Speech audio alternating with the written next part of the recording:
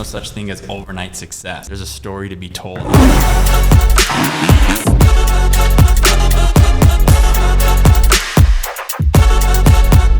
right, everyone, welcome back to the Legends Series podcast, episode 2. We have the man, the myth, the legend, the Handpan Man himself. You've seen him on all social media platforms, and he truly is a legend. So, man, Adam. Yeah, welcome. Welcome. Glad to be here. Yeah, man. Yeah, I'm really excited. So our definition of a legend is a force that cannot be ignored. Yep. And so we wanted you on the set because we believe you're a force that can't be ignored. Thank you. And you really made I feel like I've learned what a handpan is because of you. 100%. Yeah. Thank you. And so we're just excited to hear, a little bit about you and your story because we believe, we all believe that there's no such thing as overnight success. Yeah. Right.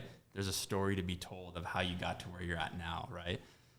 So let's hear it. Let's hear a little bit about your story and how'd you get here? Yeah, you bet. Well, I was the kid that was always tapping on something. And so my mom, she recognized that potential in me, and she bought me a drum set.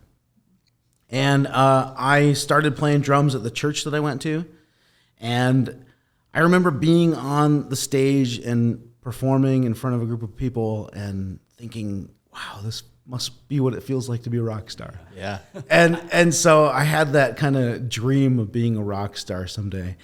But, I grew up and went to college and got a job, got married, had a kid, got divorced. And, this dream of music didn't kind of fit into reality for me. Yeah. And so that kind of fell to the wayside. But during my divorce, I was going through a really hard time. And I just felt really alone and sad and depressed. And I wanted to feel some joy again. So I remembered back when I was a kid and sitting at a drum set and just wailing away on the drums and everything else that was bothering me just dissipating. At that point in my life, my father, he committed suicide. And I just remember sitting at that drum set and just nothing else mattered, just getting lost in a rhythm. And so remembering that, I bought myself a drum set. And awesome. I started playing drums. I got some hand percussion drums. And I was in a new place. I didn't know hardly anyone. And so I wanted to meet people, and I didn't want to feel alone anymore. And so I started playing music at open mic nights. And I came to an open mic night, and I was playing some music with this guy named Isaac Walton, and he's a local guy, has a band named Current Flow. Yeah, Current Flow. Yeah, and so anyways, he asked me after we finished jamming, he's like, I need a drummer in my band right now, and was wondering if I could hire you to fill in. And I was like, are you kidding me? What? Like, for real? Like, I'm going to get paid to play music. Yeah. And he's like, yeah. And I was like, well, yeah, let's do it, man. That'd be awesome. And so, here I am living a dream of being a rock star in this band, getting paid to play the drums. It was just amazing. I was getting free food, free drinks. I was on stage. It was really awesome. Well, that lasted for a few months. And then something I learned the hard way is that drummers are very easily replaced. So I got replaced by another drummer, and my dream of being a rock star ended at that moment, and that was really sad for me. And I was determined not to let that go. So I was in between jobs, and I started donating the plasma from my blood for cash. And I was laying in a donation bed, flipping through YouTube videos that were percussion related. I came across this video of a guy in a London subway playing the handpan for tips. Wow. And I had never seen a handpan before. And my first thought was, wow, that's incredible. Yeah. And my second thought was, I can do that. And my third thought was, I bet you that's my ticket into being a professional musician. Wow. Yeah. And you didn't know what a handpan was. Never seen one before that moment. That's crazy. And, because my thought process at that moment was like, this guy is a percussionist and he's doing it on his own, independently. And, you know, my experience in the past was I always had to have a guitarist or vocalist, someone making songs. Drummers are just always accompaniment. Yeah. And so we rely on other musicians to kind of help us maintain our existence. Yeah. And so I was like so excited at the thought that like maybe I can do it on my own. Yeah. And so, so it took me about 3 years to get a handpan because they're so hard to find and so expensive. Yeah. But I finally got a handpan. And at that point in my life, I was working full-time as an elementary school counselor. I have my bachelor's degree in psychology, my master's in social work. And I was doing some side hustles, donating the plasma from my blood for cash. I also was an Airbnb host, hosting travelers in my basement. And anyways, I got a handpan, and I went downtown, the city I live in, and opened up my case and started playing music for people who walk past. And they would throw a little bit of money in. And I took the money that I made from the first summer that I did that, and I recorded an album. And I started going door to door at businesses like coffee shops, bars, nursing homes, and took my CDs with me that I had burned out, written on with a Sharpie. Ethereal and is the name I settled on as an artist. And I just started handing them out and be like, here's a business card. I was like, I hear that you hire people to play music. Can I do a demo for you? And I started getting hired to play music. Come on. And it turned into like another side hustle, part-time professional music. And it was going really well. And then I had gotten to this point in my career as an elementary school counselor that I just was burnt out. Yeah. Like, anybody that has ever worked in, especially an elementary school, a public elementary school, I'm sure knows the feeling of burnout. Yeah. And I just was exhausted. We had just hired a new principal in the school, and I couldn't get along with her. I was burnt out, and like we just butt heads. One day, I was texting my girlfriend from work about how much I hated my boss, and I included a middle finger emoji in the text. Oh, dude! Instead of actually sending the message to my girlfriend, I accidentally sent the message to my boss. Oh no, dude! So, anyways, that didn't go over so well. I knew exactly where that was going. And so, I was met with the dilemma of either they were going to fire me, the school district, or I was going to resign. And so I resigned. And while it was a really, really hard thing at the moment, it was really good for me because it forced me to make the decision of whether I should go back into the mental health field and find another job or take this part-time professional music gig and see if I can make it a full-time thing. Yeah, come on. It was really, really hard. Like I had a mental health breakdown. Like I was straight up admitted to a psych ward three times. Wow. I was diagnosed with bipolar disorder. It was, really hard time in my life again. Wow. But I came out of it and more healthy. And I just decided, okay, I'm going to go for it. Yeah. And so I dove into my online and in-person music, profession, and I started getting more gigs, and things were going really well. And then COVID hit, and like took away all my live music opportunities. Yeah.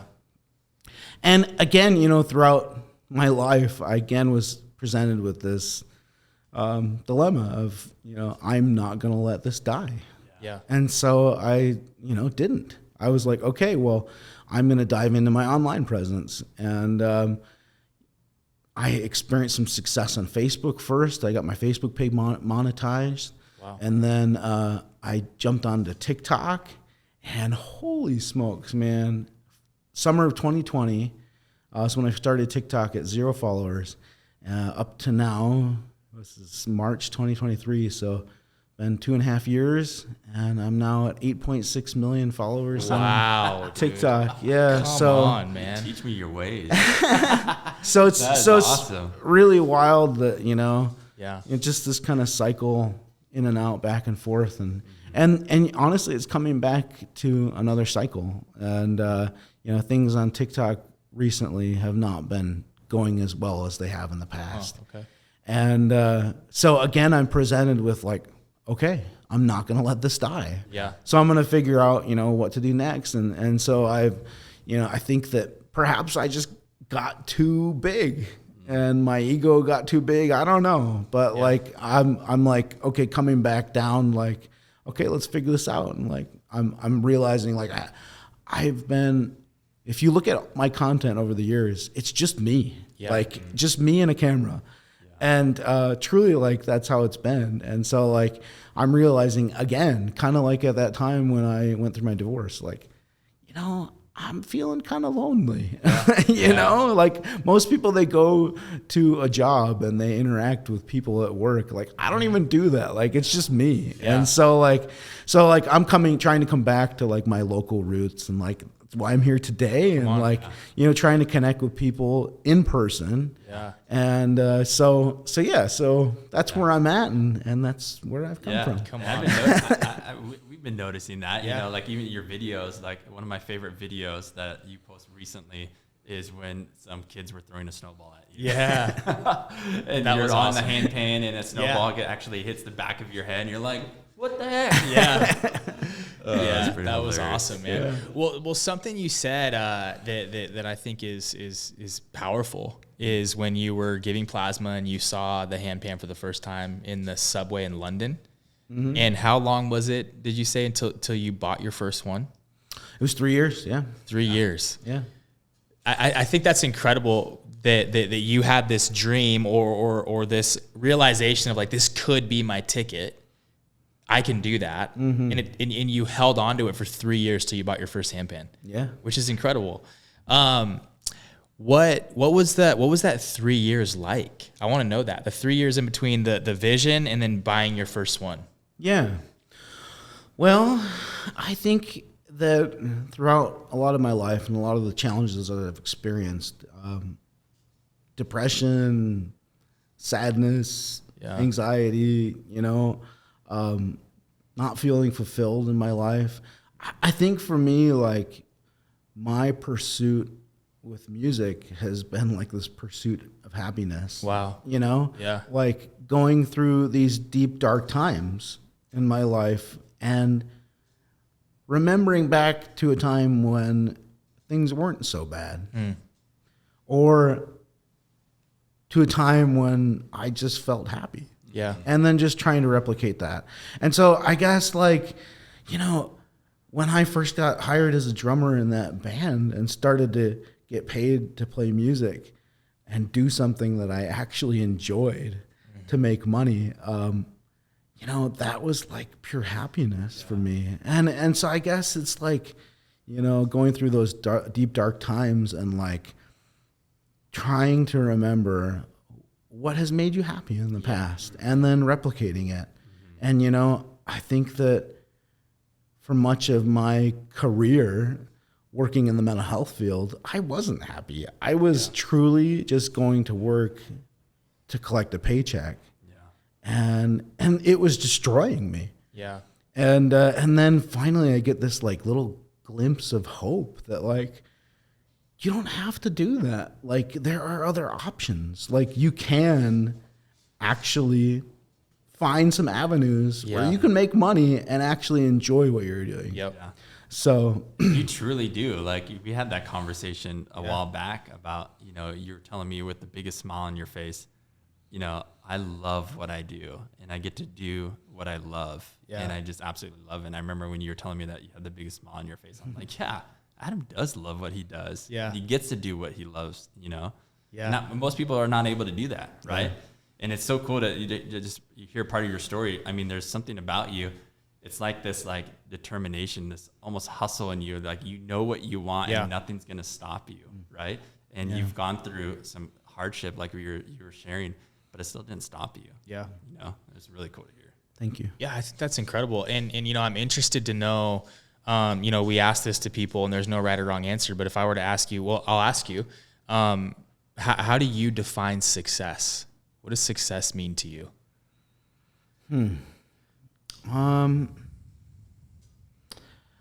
God, I don't know. I mean, for me, I guess you talk about this hustle. So like, you know, so here's another part of me that I haven't shared about, but I grew up right outside of Cleveland, Ohio, on a farm. Oh, wow. And I was the 7th generation to grow up on that farm. And I was put to work at a very young age. Yeah. I remember being a kid and looking at a paycheck, which was coming from, you know, my family business, and I was getting paid minimum wage, which was like $3.65. Wow. And anyways, so I guess for me, like, work has just like always been part of who I am. Yeah. Like, you know, growing up on a farm, like, you are put to work at a very young age, and work is just part of who you are. Yep. And so I guess for me, throughout my entire life, there really hasn't been much of a time throughout my life where I haven't like been working on something, you know what I mean? Yeah. And so I guess for me, which it could be different for other people, but again, for me, success is finding something that you can do for work that you're good at and that you're able to support yourself and your family. Yeah. And if it's possible, find some happiness and some satisfaction in it too. Yeah. Yeah. So...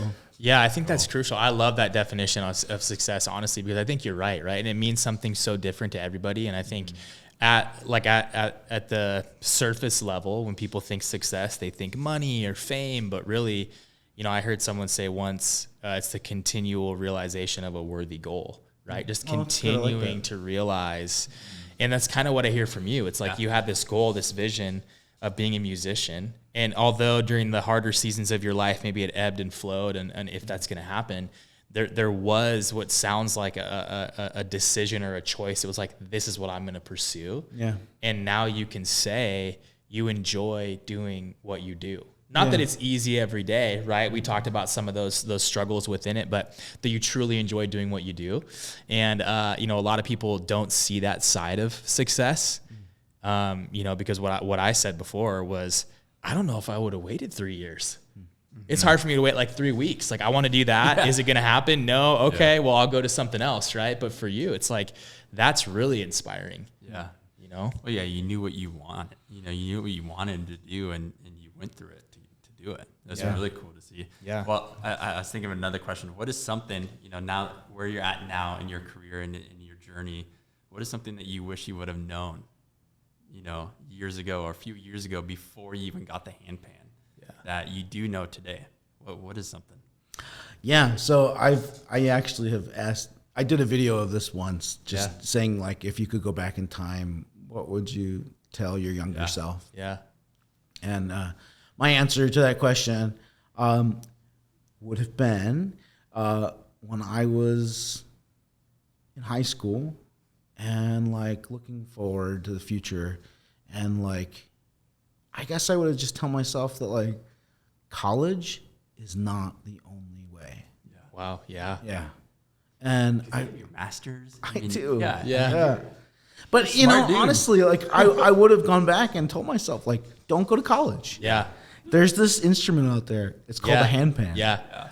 Get one. Yeah. Go travel the world, and it's gonna be really freaking amazing. Yeah. So like, So I like, and I got goosebumps as I'm, you know, saying that because it's so true. Like, I mean, I feel like that time, like from going to college until, you know, later in my life when I resigned from my job most recently, like like that was some really, really hard time in my life, you know? And I feel like that's like almost something I put on myself, or maybe take that back. Something that I allowed society to put on me. Yeah. You know? Yeah. Because I feel like when I was in high school, like college was kind of the only direction that was like presented to me. Totally. You know, I went to college my first semester, I hated it. And I wanted to drop out. Yeah. And I came home and I was telling my mom about how I wanted to go into the military. Yeah. I'm really glad I didn't do that either. Yeah. But still, like, I was like starting to think outside the box. Yeah. And like, no hate to my mom, but like, she put me right back in the box. Yeah. And said, no, you should go back to college and finish college. Yeah. And I did. But like, it's like, dude, how much money, how much time, how much energy did I spend on everything at university? Yeah. And like, what did I get from it? Yeah. A shitty ass fucking boss. That deserved the middle finger. Yeah. You know? Yeah. So like, I don't know. So I really wish that I would have like had someone say, what has made you happy? In your childhood. Wow. What do you remember that's made you happy in your childhood? And you should like gravitate to that. Yeah, come on. Because it's like, seriously, like, you know, my childhood, like I was experiencing that happiness. Yeah. And like that was pushed down and said, that's not realistic. You'll never be a rock star. Yeah. You know, like, and so I just wish that like somebody would like have fostered those dreams. Totally.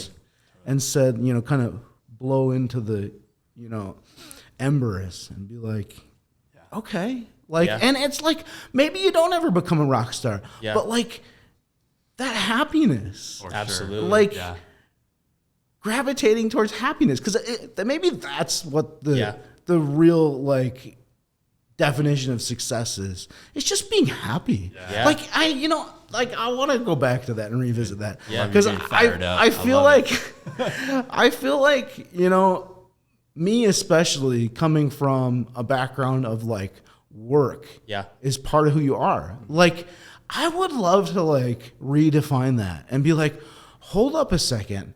Why do we define our lives so much with work? Yeah. Like, whoa, can't we just be fucking people? Yeah. And just like actually live a life that we enjoy, that makes us happy? Yeah. And it's like, I don't know. Like, I love the passion. I guess I've been experiencing that more recently because, you know, I have been super blessed to like do something that I have loved, that I have been able to be successful in. And now I'm able to like step back and like that whole concept of work that were ingrained into our lives. Like, I feel like I have been able to like take a step back from that and be like, wait a second. And I feel like that's also part of what I'm struggling with right now. Like as my TikTok, which has been my major platform for the last 2.5 years, has started to like kind of die this past month, honestly. Wow. Like I have felt like I've started to kind of die too. Yeah. And that's so sad. And it's like, well, wait a second, maybe like I need to come back and like find this part of me again. Like, you know, it's just kind of like ebb and flow seasons, you know, going in and out. Like, again, what is it that makes me happy? Yeah. And like gravitating back towards what makes me happy. Yeah. You know, not about like money, not about fame or followers, like numbers, like, okay, what is it that makes me happy? And then like doing that. Yeah. So like, I don't know. That's powerful, man. I mean, I think, like you said, I think, so my dad's always said the right question asked at the right time can change a life forever. And I think we got to get good at asking those questions. Yeah. And that question is what makes me happy? Yeah. Because I can only imagine that when you see or experience that much success on a social platform that's centered around feedback, like of likes and messages, and which is really meaningful and impactful, right?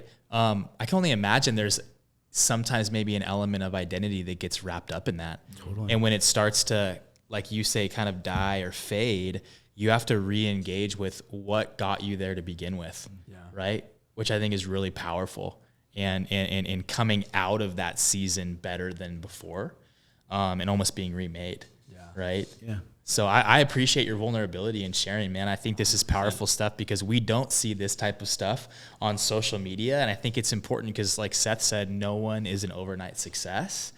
And when we say you're a legend, we believe you're a legend, and you're going to continue to be a legend. And a legend is a force that can't be ignored.